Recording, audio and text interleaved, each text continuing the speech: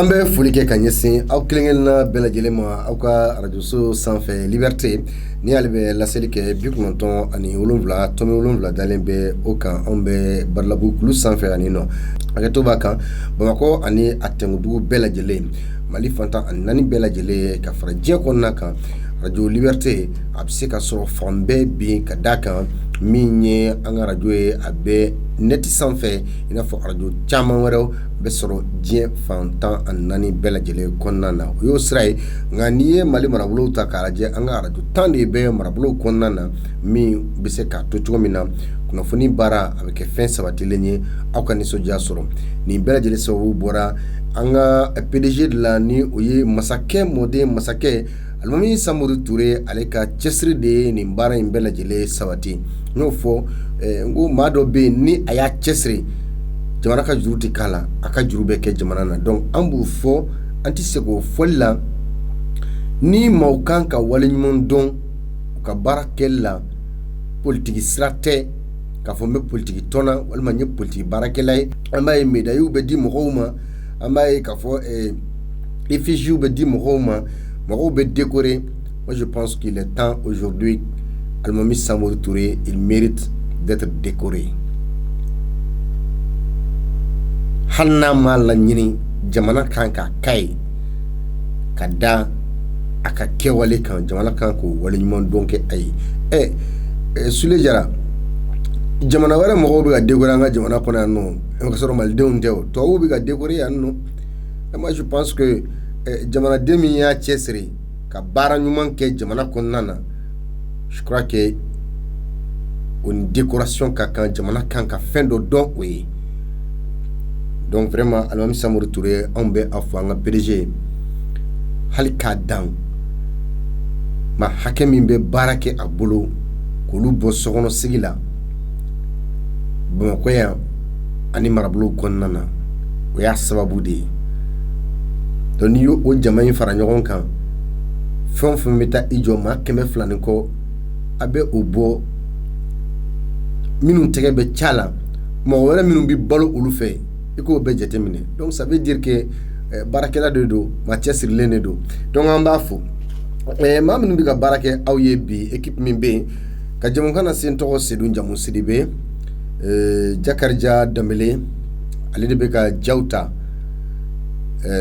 Sule Jara bolo bɛ nɛgɛw la an bɛ foli k'a yɛrɛ ye ka cɛsiri la Bisimila Bulon kɔnɔ Jean Jakite Madina Kuyate olu bɛ yen nɔ nin baara in bɛɛ lajɛlen an bɛ k'a kɛ n bɛ segin a kan masakɛ mɔden masakɛ ale ka yamaruya kɔnɔna na an bɛ Madame Touré ka foli k'a yɛrɛ fana ye Mayini Ayidara Joli an b'a fo maa timinandi fana don a timina ka di courage b'a la baara la manifin n'i kɛra maa cɛsirilen ye a ma se i k'a fɔ maaw ye ko a ye na ne bi yan maaw bɛna i ma ka sɔrɔ e ma maa wele donc an k'an cɛsiri bi baro sen anw bɛna jiri fɛn min kan o de filɛ Faransi jamana ani Mali ni ɲɔgɔn cɛ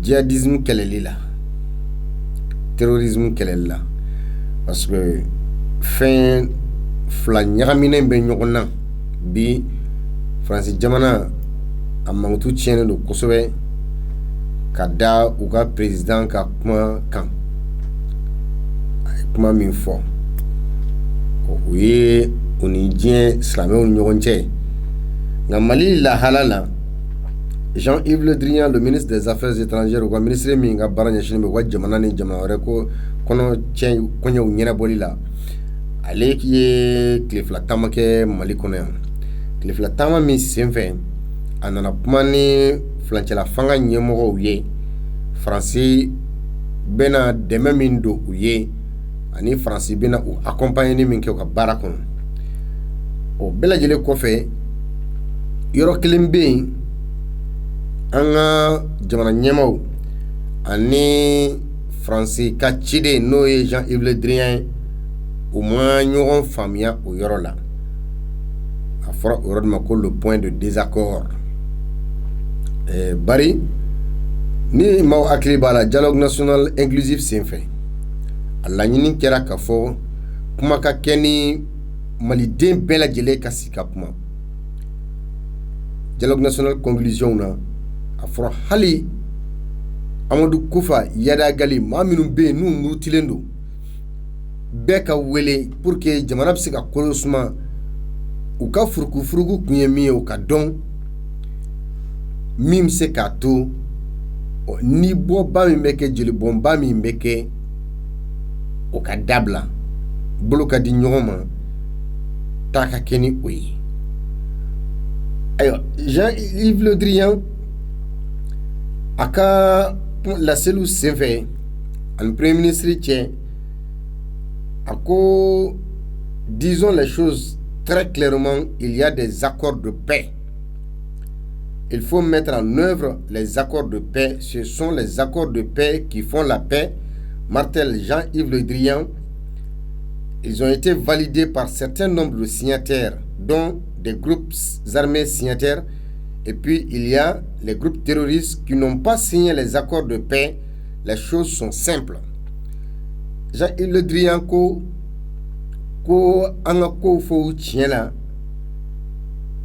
ko bɛnkan dɔw bɛ yen bɛn kama bɛnkan sɛbɛn dɔw bɛ yen o k'olu ka lawaleya ko o lawaleyali de bɛna ni bɛn sabatili ye sabula ko jɛkulu dɔw jɛnna ni a tɛgɛnɔbilali ye ni o jɛkulu ninnu dɔw ye kulu marifatigiw ye olu ye bɛn ni basigi tɛgɛnɔbila kɛ ko nka dɔw bɛ yen olu ma sɔn k'a tɛgɛnɔbila kɛ o donc Jean-Yves Le Drian ka kuma la minnu y'a tɛgɛnɔbila kɛ Mali kan ka bɛn sabati ni olu de ye minnu m'a tɛgɛnɔbila kɛ o ko bɛ kɛ cogo di Mali bɛ to jelibɔn kɔnɔ wa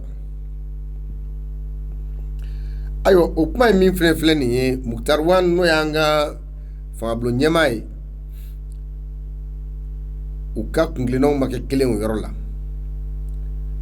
Mukutari Wane ale min bɛ se k'a fɔ transition a nɛnɛkili yɔrɔba ye a ye ale ka kuma na a ko kuma na ni kuma min filɛ nin ye ko dialogue national inclusif senfɛ min kɛra an ka jamana kɔnɔ yan bɛn kɛra fɛn min kan o de ye ka kumaɲɔgɔnya kɛ Mali den bɛɛ ni ɲɔgɔn cɛ Mukutari Wane ye hakililajigi kɛ o ko kan Mukutari Wane y'a yira fɛnɛ ka fɔ sigikafɔba de kɛra walasa malidenw ka se ka jɛ k'u tɛgɛ di ɲɔgɔn ma hali minnu diminen don walasa Mali bɛ se ka bɔ a nɔ na cogoya min na donc o la an ye ɲininkali 3 t'a kɔnɔ donc kunnafoni dilen kɔfɛ aw ma an ye ɲininkali 3 min bila a kɔnɔ aw yɛrɛ fɛ munna Faransi bi i kankan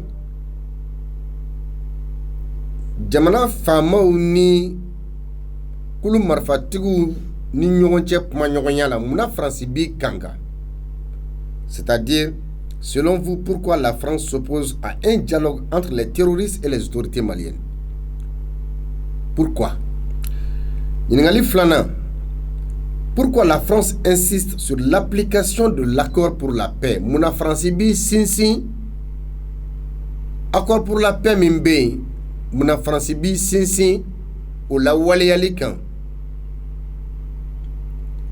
minnu sɔnna ka ban ɲininkali 3 sala jamana kan ka sigi ka kuma ɲini ani banbancikuluw cɛ wa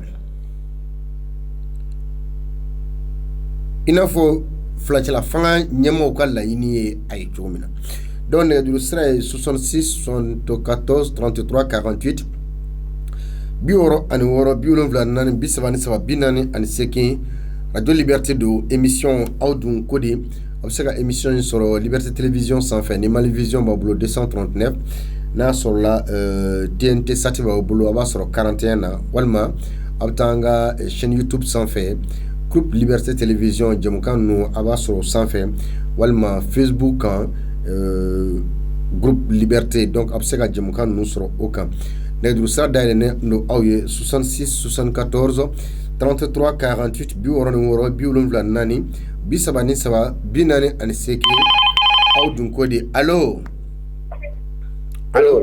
ance aba ito ni jamu b'an wele ka bɔ min ence merci beaucoup 66 74 33 48 bi wɔɔrɔ ni wɔɔrɔ bi wolonwula ni naani bi saba ni saba bi naani ani seegin aw dun ko di allo 66 74 33 48 bi wɔɔrɔ ni wɔɔrɔ bi wolonwula ni naani bi saba ni saba bi naani ani seegin allo allo i tɔgɔ ni jamu b'an wele ka bɔ min an bɛ wele ka bɔ commune na i tɔgɔ ni jamu pardon Ismaïla Bengali monsieur Bengali muna e yɛrɛ fɛ muna faransi bi i kankan sigi ka kuma la Mali ani Bamajikulu ni ɲɔgɔn cɛ alhamdulillah faransi ka intervenir an yɛrɛ ka jamana ko bɛɛ lajɛlen na a bi a kɛ a yɛrɛ ka propre kama komi olu de tun bɛ anw fɛ yan an ka sɔrɔsiw u tun sɛbɛn an ka armée fɛn caman na komi Modibo Keyita nana a sera ka o dabila rebellion y'u ka cɛkulu de ye ka a créer anw fɛ yan pour que ka se ka anw bali an ka ko kɛta dɔw la an ka dugukolo sanfɛ en tant que olu b'o rebellion ninnu kɔfɛ ko ko bɛna kɛ an n'olu ni ɲɔgɔn cɛ fo olu yɛrɛ k'u sen don a ko la k'a dɔn a ko bɛna kɛ kɛcogo min na parce que rebellion a kunkolo ye an yɛrɛ maliyɛnw danma mais olu yɛrɛ de dogolen bɛ a ko kɔfɛ k'u yɛrɛ ka intérêt ɲini an ka jamana kɔnɔ en tant que olu b'u ka intérêt ɲini de la tiɲɛ ka fɔ u tɛ se k'u sen bɔ a ko la quoi d'accord an yɛrɛ de ka fɛɛrɛ munna faransi bi insister accord pour la paix o lawaleyali la ko fɔ k'o lawaleya surtout Mali ni kulu marifatigi minnu y'a tɛgɛnɔbila kɛ donc minnu ni Mali ma tɛgɛnɔbila kɛ dun yɔrɔ ɲininkali kɔni n ye min fɔ je crois que kuma bɛɛ jaabi kan ka sɔrɔ o kɔnɔna na donc a bɛɛ jaabi b'o kɔnɔna na kɛ a bɛɛ jaabi b'o kɔnɔ parce que n'i y'a ye olu bɛ ka insister minnu ye a kɔnɔna na olu ka mɔgɔw de y'u ye quoi an t'a dɔn ne bɛ ka n faamuya n b'i lamɛn la voilà d'accord merci Benkale an b'i fo 66 74 33 48 bi wɔɔrɔ ni wɔɔrɔ bi wolonwula ni naani bi saba ni saba bi naani ni seegin allo allo i tɔgɔ ni jamu i b'an wele ka bɔ min n tɔgɔ Ibrahim Dara monsieur Dara garantigi bugu la awɔ somɔgɔw bɛɛ Dara sɛ an cɛ awɔ ayiwa monsieur Dara e yɛrɛ fɛ munna faransi bi kankan sigi ka kuma la Mali ani Bamajikulu dɔw ni ɲɔgɔn cɛ ok n b'i fo i ka baara la oui ka Salifu Sidibe fo ka bɔ Kalabankura faransi b'a kankan an ni ninnu ka sigi ka kuma la o ye diyagoya de ye kɛ faransi b'a ka nafa sɔrɔ o de la parce que a b'a dɔn n'an ni ninnu ye sigi ka kuma kɛ n'an bɛnn'a la o da man di olu la voilà d'accord faransi dun bi sinsinra mun na e yɛrɛ fɛ faransi bi sinsin mun na accord pour la paix la waleyali la Mali ni kulu minnu y'a tɛgɛnɔbila kɛ munna faransi bɛ sinsin o kan mun b'o ko kɔrɔ e yɛrɛ fɛ a bi sinsin o kan sisan parce que a ye mɔgɔ ninnu tilan fila ye wala kelenw bɛ yen nɔ a b'a fɔ an n'olu ka bɛn wala n'an n'olu bɛnna olu bɛ don an ka fonction kɔnɔna na an t'olu kɛlɛ olu t'an kɛlɛ wala fan dɔ in an n'olu tɛ bɛn a la toujours minnu b'an cɛla olu b'an ka kunnafoni di dɔ ninnu ma dɔ ninnu bɛ an bunte wala u ka laɲini o dɔrɔn de u ka nan dɔrɔn u mago b'o de la an tɛ yafa jɔnw na mariya tɛ jɔnw na bɛ yɔrɔ o yɔrɔ sɔrɔsi ninnu kan ka taa ɲini ka na ale de kɛra sababu ye ka segin ni ninnu ye ka na yan an tɛ yafa ma dɛ d'accord Dara ayiwa Mali dun kan ka mun de kɛ sisan Mali kan ka kumaɲɔgɔnya in kɛ wa i n'a fɔ faransi y'a fɔ Mali man k'a kɛ wa an b'u wele de an balimaw de don an dɔw de don seru an b'u wele de u ka na n'u nana an b'an sigi an bɛ bɛn a la an b'a fɔ ka bɛn an bɛ kuma n'u ma sɔn o de ma sa n'a fan fila bɛɛ k'u tɛ ou bien kelen sɔnna kelen ma sɔn an b'u fila bɛɛ ma bɔ an na n'o don kelen sɔnna kelen ma sɔn kɔnɔ an tɛ sɔn o ma dɛ an b'u fila bɛɛ ma bɔ an na an bɛ jɛ ni kɛlɛ de ye o la ok an bɛ fo Dara merci 66 74 33 48 bi wɔɔrɔ ni wɔɔrɔ bi wolonwula ni naani bi saba ni saba bi naani ni seegin aw dun ko di allo Madame Soumorobe. Itogoni jamu bangule kabomi kerefe radio infaka doni itogoni jamu bangule kabomi ne sabalu Fatmata Diallo flamso tia madala ne be flakan mere parce que il faudra flakan la imase ko jabi Fatmata Diallo muna RF muna France bi kankan malini bamanci kulu doni nyonche si gapmala bon France rega ko la be ni dembe bon nani benala o da ma difference law ya bo anga mo re da jati na ni kala nanu kumana ni re ya do anga bobala anu ka to kola mais muna effet France bi isinsin appel pour pardon accord pour la paix o la wali la teliala malini kulu don nun fene ni nyogonche France yɛrɛ de ka accord dilannen don. Bɛɛ France yɛrɛ de ka ko dilannen. E yɛrɛ fɛ Mali bɛ se ka bɔda sɔrɔ nin ko la cogo di? Sisan an ka mɔgɔw de b'a lajɛ an ka bɔ bɛ fan min fɛ an ka mɔgɔw b'o lajɛ n'o tɛ nin bɛɛ ye France bɛ insisté yɔrɔ yɔrɔ la a ka hɛrɛ de ɲini la.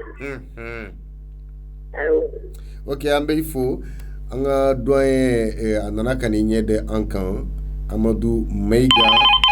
L'animateur et la figure emblématique de l'émission Soray Ambe Afo Anga Nyemogo do Ankoroke do Anga Doyen do donc vraiment koro Ambifo Iga do ok Anye allô Anche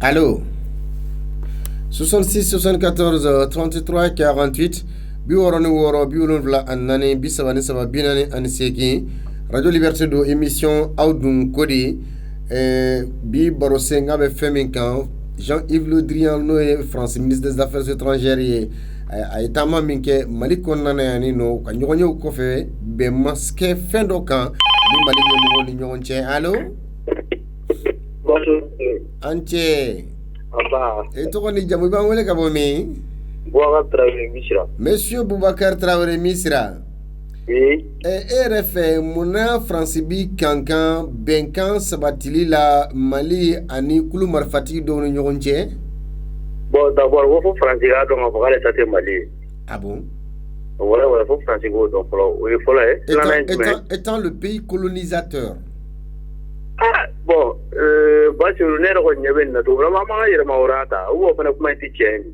c'est à vérifier aussi ne ro bulna nga yere ma urata lu ma ta ko ma fa na ble flana fa na jume donc ni maldo a donc ko kambe be ko la ka ko ka warre tina ta chaga di rebel nu more oui c'est ro ku former kana an ka mutukun kana an kele mais no asro ko o te ko solution vera bala donc ba sur ne re bulu go ke na sur na bge che re kana oui mais na sur ko warre be chaga do ol molu ga tu préparer kana ka mo ne bulu na pata diga fala mais na sur na bge che nganda fa bala mais e bulu muna France bi sin accord pour la paix au la wali ali kam Mali ni kulu marfati go ran nyogon che minu ye tegeno black e bena muna bi sin olu ta kan krengreni yalla bon ba sur ne re ko bulu ne problème ne ma ko ri solliciter parce que ne re bulu anga hera puti akori na pasu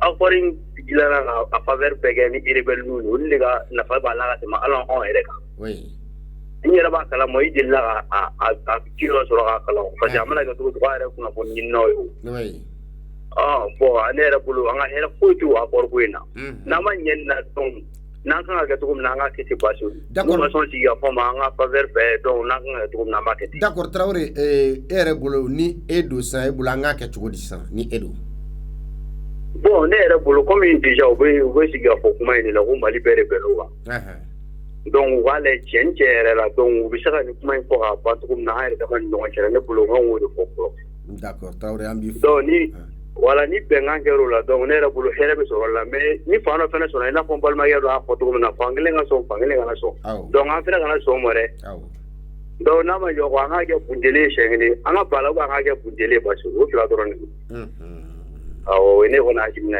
Traoré merci Merci beaucoup. Bien. Et là, j'ai ouvert Koulibaly, Andalay, chef de sous qu'on a mis folie avec Agnesi, Ima, et encore Baraba de Fene, 66, 74, 33, 48, Aoudou de Allo. Alors, Anoula. Ma itwani jamu bangule kabomi. Moussa Maïga para Djikoroni, c'est ça non? Demayadou. Bien. Moussa Maïga RF Mouna France bi Kanga Malini Bamanchi Kulu ni Nyuanche Bengana. Anyamanga Polivier Kotoe. Polijaranye. Polivier Arjo Barakala Belikide. Oui. France akan napande de Bembalianilla. Adeki Kanga Kaka napade. Parce que Nabens Nana akan napade soro. Ayo Moussa Maïga France keleme ki sinsi benkan sebe min kera no abe fanko accord pour la paix Mali ani kulu marfati do nyonche muna RF France bi sinsi wala wali alika fakake sebe ni nyama France era bada atina wolia anga nyemo fona bado sebe ni na segi makaka kan sege sendo ba kono ka seka boko no ati wolia France bo do nyemu fana bado Mali nyemo no mun be jamana mara u be bado akorni atina wolia Mali kono tan o ba don akorni ati wolia don wana kordo mo wolia fana kala fana tipan. D'accord. Moussa Maïga RF ni edo ebe boda nyini awnye chogodi Mali nebe boda mun nyini nebe Mali de wolia anga siga anga kuma parce que wonani accorde ka na ta kaji ado ani ambalmo ni gonje amma ambalmo de wolia kana anga siga anga kuma jamana kodo do wode ne kuna hakina ta Ibrahim. OK, d'accord. Moussa Maïga ambifo. Voilà, merci beaucoup. 66 74 33 48 biworo ani woro biwolum nani bisabana binani segalo. Allo, Anoula. Ma itoni jamu ba mule ka bomi. Madu Jara Falage. Monsieur Jara Falage RF Mouna France bi I kalankala Mali ni kulu marfatigi do nyogonche benkana wali alila. Bon, français woni français ada intérêt ko dedu. Parce que faut être français du goro goro ça. Ah bon. Ah oui, il est pas de comme 58. Ribon ça kali rouge vert nang ban de CM1. Mali ga recherche de avantage pour CM1, CM1 c'est 5 ban niveau. Donc français be taka sini mina di fana be ba dom ko gu di be no ri soutien. Comme MLN ko image njao. Maintenant, à cause nous les rebelles terroristes qui ont tout gagné. Or, en bête de naga kafo dialogue national malien bête. Avec une frappe SDK à signifier. Avec il y a femme muslim il y a fois à l'oudak na frappe pour nous et libyen. Ah il y a femme parce que pas mal n'a de comment il est pas mal ni à la suite on a été à point tout. Bon, hali one yard à jadi kanya. Politesse diplomatique. Il a rappelé qu'à faut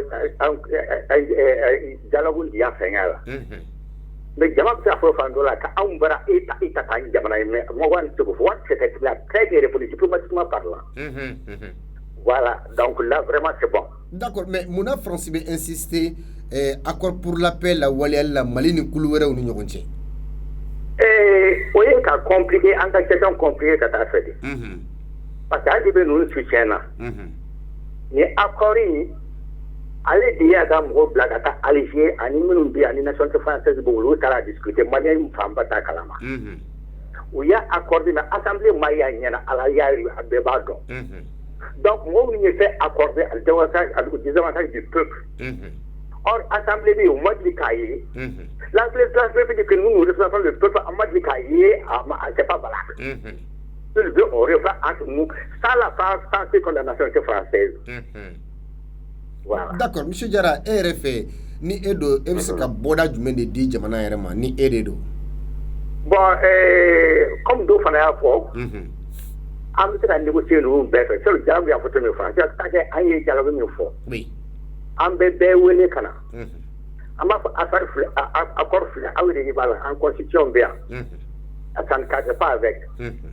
donc o tuma na an bɛ accord wɛrɛ de fɛngɛ voilà n'u ba n'o ma an b'a fɔ de façon ça n'a pas été reconnu par l'Assemblée nationale représentative du peuple o ye kelen ye bon filanan n'u u ma sɔn cogoya si la comme dɔ y'a fɔ cogo min ko bujeni mais mɔgɔ bɛ fɛn ko caman fɔ ko sigikafɔ ye damu ye o ye tiɲɛ mais n'a bɛ tiɲɛ fɔ ɲɔgɔn ye ka ɲɔgɔn résumer ko an bɛ bɛn non an bɛ tiɲɛ fɔ ɲɔgɔn ye de en 85 le chancelier Bismarck d'Allemagne a eu comme nous tous ça m'a bon les grandes questions se résolvent que par le fer et par le sang nous y a ma bien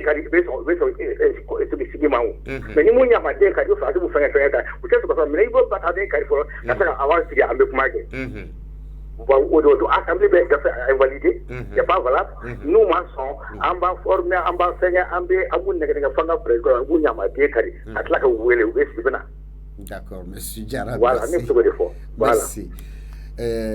Sule Diarra, ni balma kera o kale bamana ene. D'accord, donc ay bamana ene ke ni yoro la. Allô? Allô? Allô? Ito ni jamu iban wele kabomi. Ito Salim Sidibé wakala wanko. Ah, monsieur Sidibé idore. Yawa. Aywa RFE muna France bi ikanga Mali ni kulu marfati do ni ñogon ci siga mana. Uli dani nga jare mi fo la émission na ajarani ani Ibrahim Darawo grand bu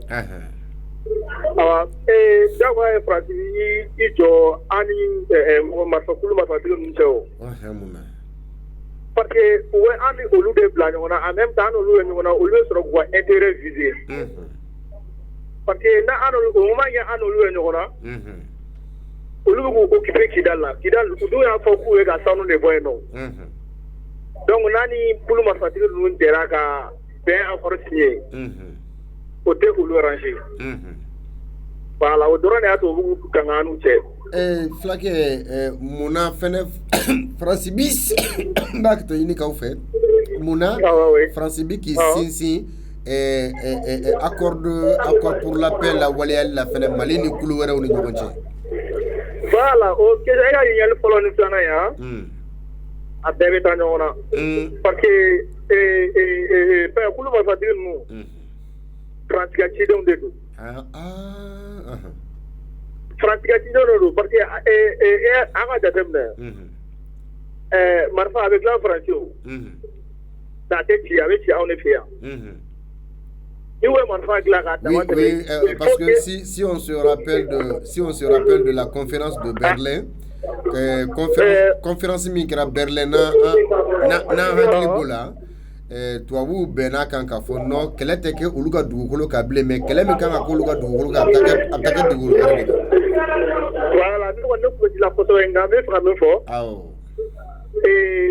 par avec là tuabu nous fait attirer ou bien anti on fait parce que à des temps nègre France ka balo Afrique où y a un colonie de ka balo on dit là quand nous ba on fait ou bien on de ta katana ou fait mais quand on France ko mbete ko balo après le bon on fait alors donc vous êtes en tout là ani ko luga be accord signé ani wonte ou de ko ka ko d'accord mais ni afrake e ka feredi ça c'est ka feredi menedi bon frère mère vous dit non hôtel il va pour Bandao il va pour Assimi Goïta ou en la population dit à quel moment mais Bandao nous connaissons mais Francis dit que il kanga olulu hôtel donc pour les goluga barano wa wulu ça en population de wuli kan do c'est dans rapport accord ni ka créer à luja awa ambassade voilà ou dans en population ka pareil OK d'accord merci donc au quoi fait ça non Bandao nous soutient là. OK, merci. Parce que conférence minkera Berlin, toi vous bena kande keletike ka du golokan. C'est-à-dire ka foko olu kele wara be ko olu fe. Non. Kele minkera première guerre mondiale, deuxième guerre mondiale ko fe. Keletiko olu fe no. Donc nolu be kele ko so ke je jamana wara ni. Allô? Allô, Enikle. Sumo be. Bah, Sangare. Monsieur Sangare, Nyamakoro. Voilà, Bachite. Alhamdulillah, mais Allah tano. Sangare RFE muna France bi kalangala Mali ni kulu marfati do ni wonche be tagano blali la. Bon, ça n'est pas d'âme, mais voilà, Amina Rabi, c'est pas facile aujourd'hui. Oui. Bon, il y a Jatim, ni an bɛnna Faransi mago bɛ ka fɛn mun exporter ka taa o fɛ ɲɛ tɛ sɔrɔ o la wa. Parce que n'i y'a jateminɛ. Wagati min na jɔnw na jugulen bila Faransi nana bombarder kɛ fo taara dan Kidali dagolo la o ma sɔn ka don. Et sema mɔgɔ ninnu tun tɛ yan wagati la o. Bundeli kɛlen kɔfɛ sanni Yadi n'a ka mɔgɔw ka yɔrɔ bɛɛ ta Faransi sɔrɔla ka taa mɔgɔ ninnu nɔfɛ Burukina ka n'o bila Kidali. Donc olu bɛ ka pion fɛn fɛn kɛ Mali kɔnɔ olu ni Faransi de b'a bɛɛ jouer. Mais anw ka impôt kelen de bɛ ka kɛ tuguni ka taa olu mɔgɔ kelenw balo Kidali tuguni. Voilà n b'o yɔrɔ bila yen. Sangare munna Faransi bi insister fɛnɛ Mali ka tɛgɛnɔ bila min kɛra ni kulu marifatigi wɛrɛw ye ko k'u lawaleya. Bon est-ce que a nin bɛɛ ma surun ɲɔgɔn na a bɛɛ y'u ka ciden kelen ninnu ka baara lawaleyali de don. Parce que Faransi tɛ fan ni Yadi ninnu ka kuma ma u bɛ fan ni Sema dɔrɔn de ka kuma. Alors que a bɛɛ ye Maliyɛn kelenw de. Mais n'i y'a jateminɛ. Bandi ninnu filɛ nin o si dogolen tɛ Yadi ninnu Maliyɛnw ma ɲɛmɔgɔw b'a fɔnɔ Faransi b'a fɔnɔ munna o tɛ k'o susu munna. Mun de la mɔgɔ ninnu tɛ susu bɛɛ b'o fan dɔn an ka ɲɛmɔgɔw b'o yɔrɔ dɔn Faransi b'o yɔrɔ dɔn Américains b'o yɔrɔ dɔn. O de bɛ k'an yɛrɛ dabaliya fana ban tuguni quoi. Voilà, merci. D'accord, Sangare n'a fɔra ko e k'i ka fɛɛrɛ di a dilancogo la e bɛ se ka fɛɛrɛ jumɛn de di? Bon, Mali problème ni a ka gɛlɛn fo ka dépasser. Parce que n'i y'a jateminɛ a ko ma nɔgɔ hali fitinin quoi. Parce que wagati bɛɛ an bɛ sigi ka fɔ la. Depuis accord de Ouaga fo ka na se Burkina fo ka na se Ibiga ma fo sisan. An bɛ sigi ka fɔ la. Donc ni ça ne va pas n'a tun bɛ solution t'a la min bɔ. A bɛ k'o ye dɔrɔn. O ye jumɛn ye? Ka o bɛɛ bunde parce que mɔgɔ ninnu filɛ bandi nɔgɔmani tɛ bandi fitinin tɛ a bɛɛ bandi kɔni i y'a mɔgɔ faga marifa la i y'a mɔgɔ faga couverture la a bɛɛ kelen. Donc o bɛɛ ka susu ni sanni ɲɛ t'a la quoi n'a bɛ kɛ min a bɛ k'o ye quoi. O de kɔni taga bolo ye parce que i ka ko tɛ foyi ɲɛ n'a quoi foyi. D'accord, merci.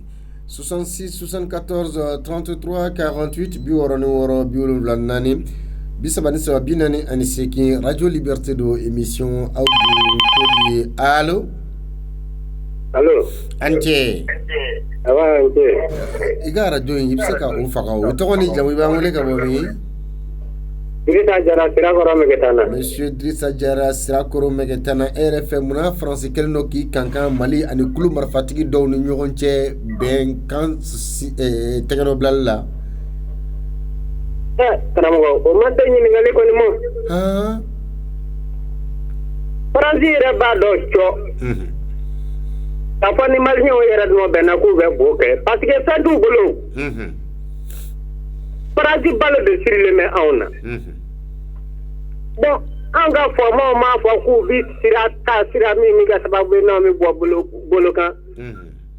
U ba fa ku bi olu nyang. Uma tika nga forma bele ka nyang tita. Population. Population ta wuli France ka ta aka tanyera de man nyanga mal nyo yera de matika tisa ku ko nyina bosa. Anga che bo nyo ne beni. Aso ko no na kira mbede. Na zara sana me ka na fa de ba kono. Donc Faransi ko mai Malien ka Faransi ko mai la Faransi te ala e Faransi te kirai. Monsieur Jara Faransi be iban ko siga fo ka Mali ni kulu do ñogon ci mais Faransi bi ka la ñini ke fene ko sigi tegeno black era benga sabe mina Mali ni kulu era no ñogon ci ko la waleya. Faransi ta bani ni ko ni toujours Faransi de bugule do fe do de kokoro on de permindo. Etino anga beni Faransi ka ala deliste. Anga na ngani ga Mali ñew. Na ma haglina ka kelenye anga fa Faransi kata ni Mali bi ci akati ni Mali bi jo. Malika jɔ tange faransi ko mɛ maliyɛnw hakili la dilancogo tɛ jamana in na an kana ɲɔgɔn kɛ a ti bila. Jarakɛ ni e yɛrɛ don e bɛ se ka fɛɛrɛ jumɛn de di ko in dilanni na dɛ ni e don. Fɛɛrɛ wɛrɛ tɛ ne bolo faransi ka taa kɔ koyi. Ok. Tange faransi kɔni bɛ yen Mali ti bila an bɛ ɲɔgɔn nɛgɛ nin. Faransi m'o fɔ ko bɛnɲɔgɔnya tɛ u teriya tɛ u ni maa cɛ. Olu ka nafa bɛ min na u bɛ taama o de kan.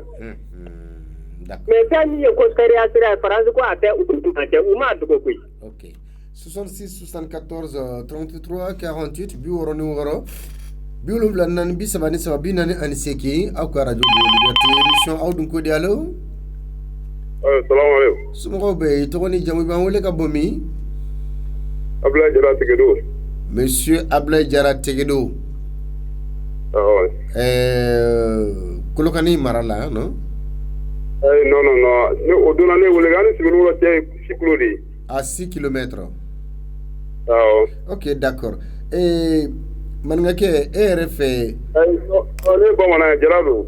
Jarakɛ e yɛrɛ fɛ munna France bi I kanga Mali ani kulu marifatigi dɔw ni ɲɔgɔn cɛ sigikafɔ la. Bon, parce que ne mun faamuya France ta la. Oui. O ye intérêt ko de ye. Parce que ni an n'olu kumana sisan France kan ka mun sɔrɔ o tɛ sɔrɔ tuguni o.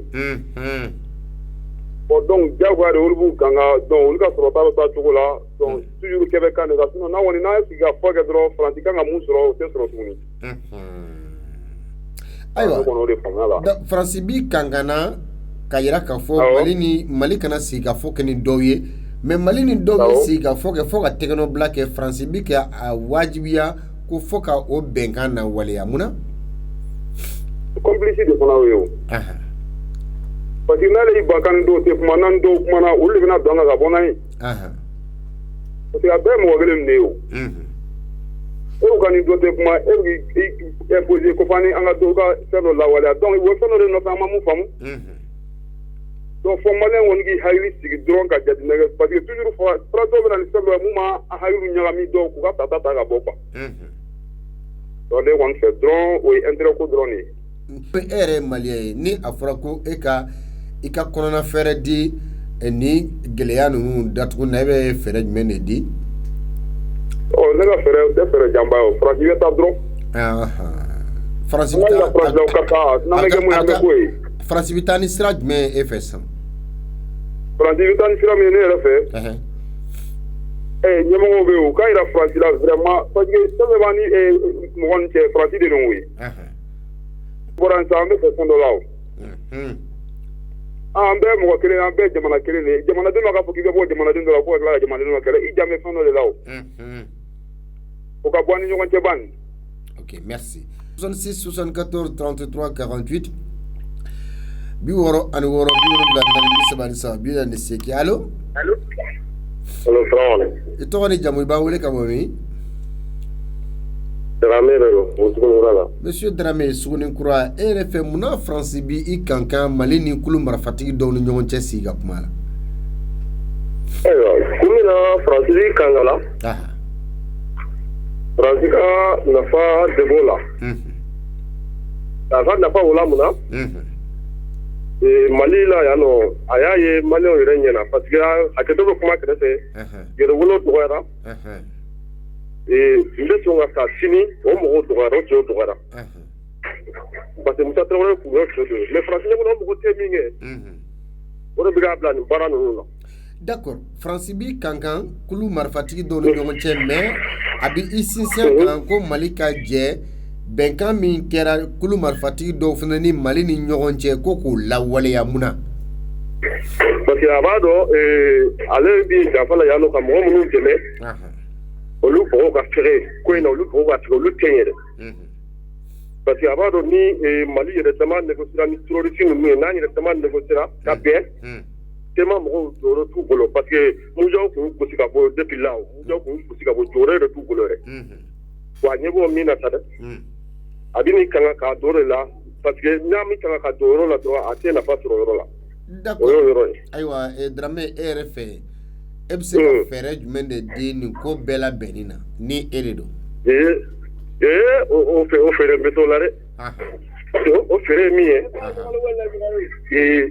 bɛ sigi ka kuma sigi ka fo ka nin y'a di ye n b'a kɛ n'Amadu Kufa ye n b'a kɛ ni mɔgɔ bɛn cɛ sira faransiya kelen n bɛ n jija mais fo ka sɔrɔ n ye cɛw de sɔrɔ cɛ minnu bɛ sɔn ka sa sini fo ka sɔrɔ n ye cɛw fana sɔrɔ ani yɛrɛ wolo k'olu fara ɲɔgɔn kan fo ka sɔrɔ i y'olu sɔrɔ maintenant n y'olu sɔrɔ n bɛ nin fɛɛrɛ bɛɛ sigi sen kan n'i ye nin fɛɛrɛ sigi sen kan an ka colonel Gamu a y'a ɲɔgɔnna kɛ ka surasi caman lakisi waati dɔ la parce que a ye mɔgɔ caman a ko k'a sɔnna k'a faral'u kan mais kɔfɛ a y'i den ka bona ka mɔgɔw ben comme ça sisan n bɛ sigi fo kɛnɛw bɛ yen n bɛ sɔn sɔnniw kɔnɔ n'an bɛ akɔri sigi an bɛ bɛn n'an bɛnna n bɛ n ka armée kɔgɔ k'a kɔgɔ san armée san 30 min bɛ dugu ma n bɛ armée kɔgɔ ni armée jidira waati waati ka fanga sɔrɔ hali n'a y'a sɔrɔ Yadi ni Kufa bɛ hali kaburu n bɛ mugu ci a la n bɛ sari kɔpa ci a la awɔ kana siga fiyewu i b'a kɛ ten de i b'i mun kɛ sabali yanni ka fanga sɔrɔ n'i ye fanga sɔrɔ o b'a sɔrɔ akɔri bɛ yen de mais i bɛ wuli u si bolo tugu i b'a bɛɛ lasunɔgɔ an b'aw fo.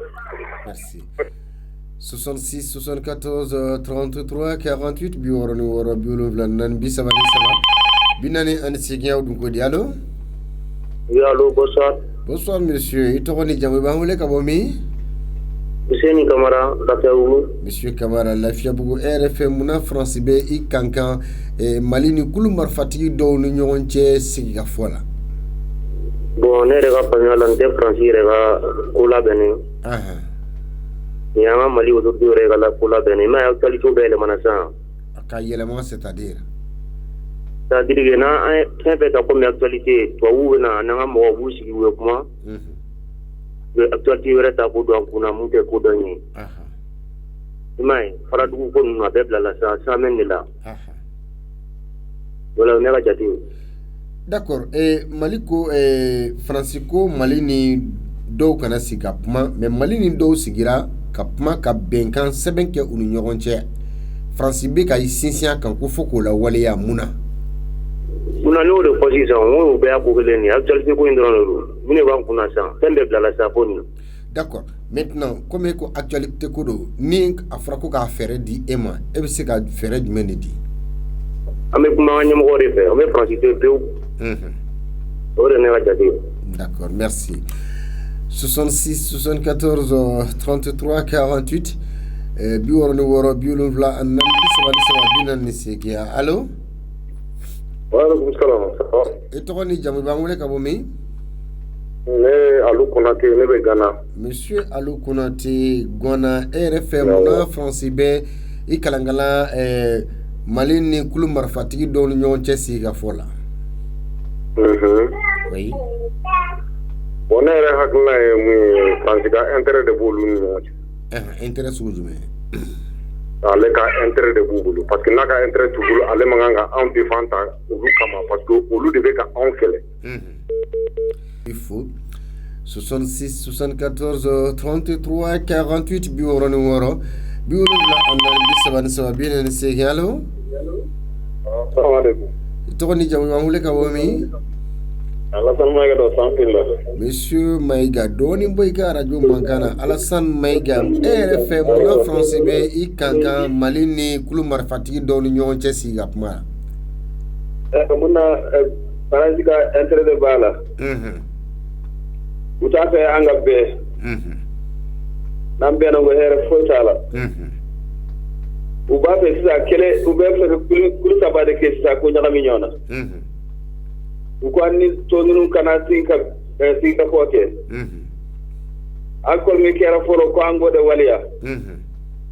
An b'o wale cogo di k'a sɔrɔ ninnu tɔw bɛ yen. Sisan n'an ko a ko fɔlɔ waleya. A bɛɛ de bɛ ɲagami tuguni ninnu bɛ yan fɛ an bɛ yan fɛ a bɛɛ bɛ ɲagami ninnu dun n'an ye kɛlɛ dɔrɔn bɛɛ bɛ yankan kɛlɛ tuguni. Pour que a kɔfɛ yɛrɛ. Bon ne bɛ min f'i ye Faransi.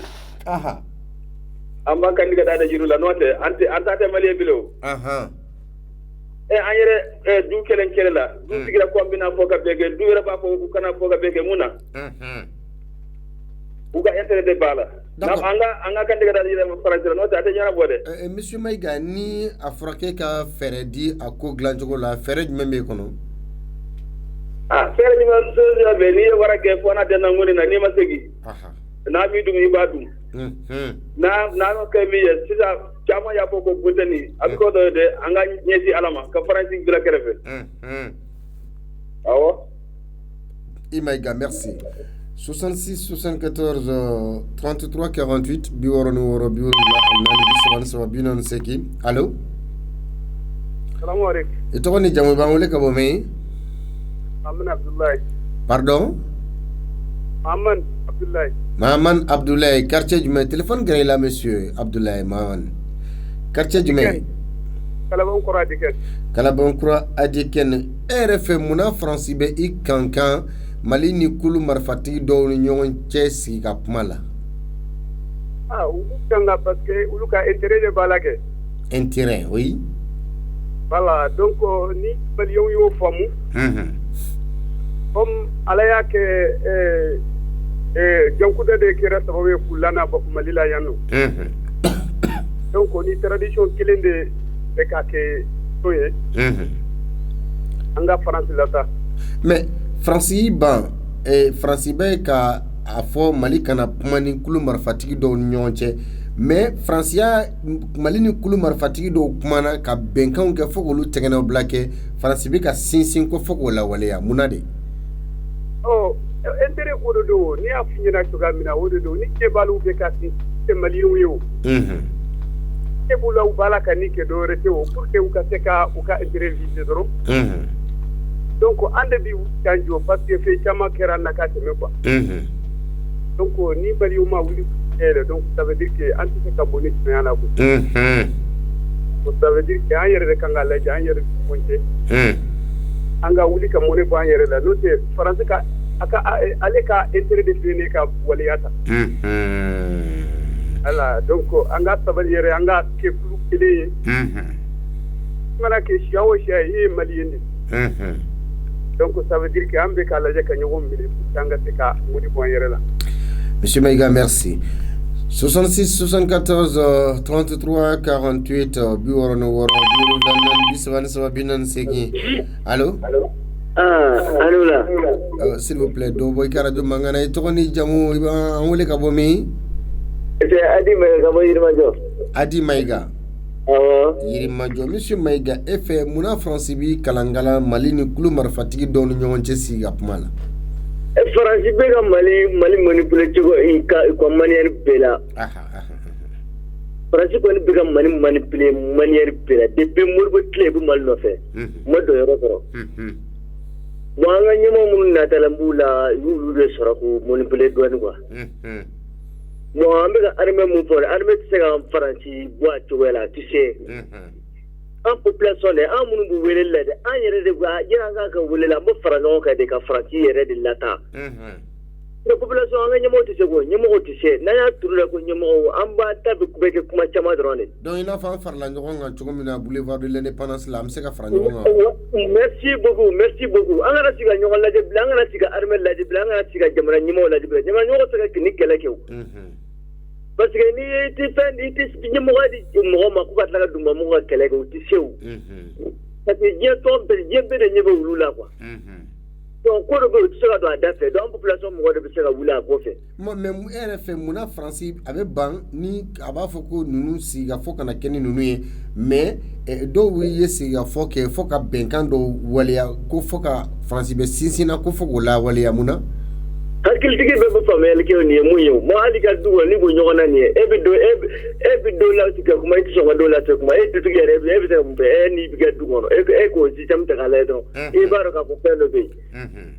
so nyente ni yoro la blanye ranga faranyo ka dro anga faranyo anga ta franci ka kun be ani lini baraji ke chugo munade anga ni keta anga ta makasiban sisa ko do bike sisa ko do bike men be solution muna population do re be nyena bo anga na pharmacie jala ki ble parce que ni famo tsaka kuma de tan timasi musala ko la famo nyemo tise bi utisini en population mo re de ko jama kulu oui parce qu'avec avec les accords de coopération à Ragele Doni.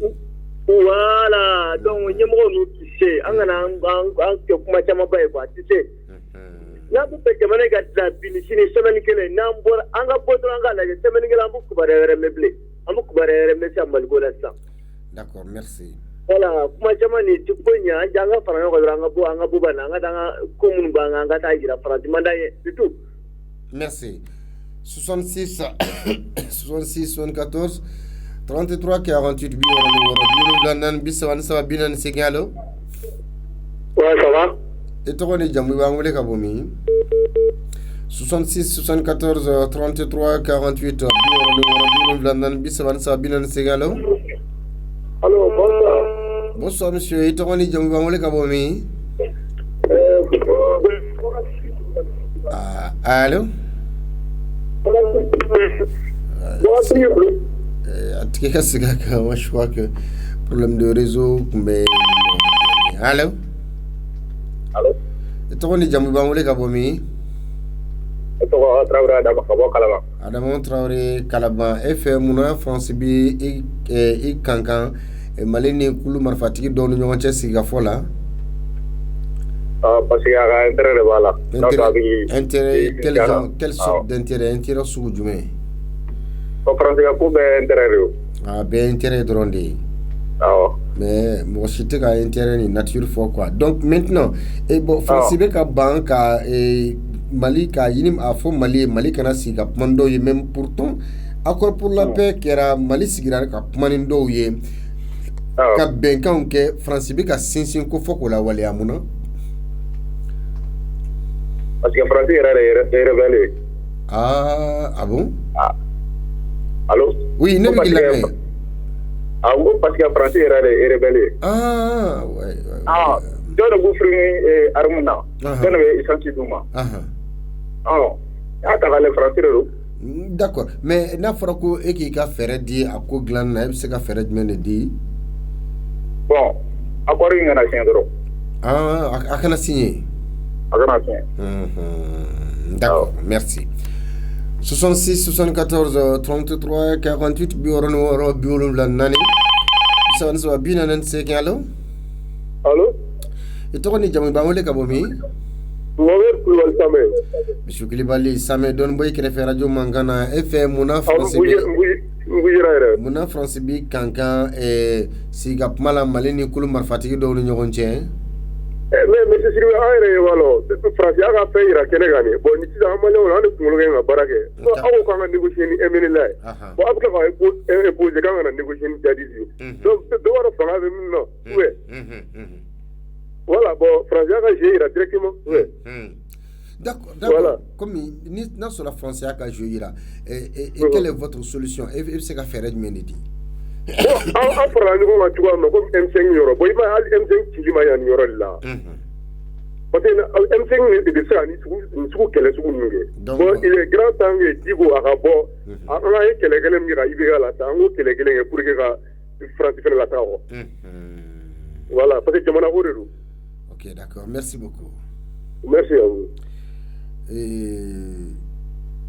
Wati sunya la kosobe afolo me bak to yinige mo gofe kuma kan sanu yalente du tout be ya fanyini awfe anga jega do ke nyoga nga kenya soro kenya de ka gele na be anishi donc ni ala manga joana shinina ma desafio ala kana latige am nyongo soro ni kuma so kelen konnana jamugan kelen sans fait no oye ni kuma so radio liberté jamugan émission awdun kodi na kene be sigi tene tarata raba alamisa juma nege tan ani duru ka kuncha nege tan ani woro wati jawtara jagarja damele fe kuma so konon to sedo jamu siribe ka jamukan la se awma Sule Jara ale de bolobe negewula bisulal blokono Jean Jacques Marina Kuyate ka bara bela jele ka anundo ani ka la kolosi masake mode masake almami Samori Touré donc aninche akal lamel ko nyumana donc akambe watiore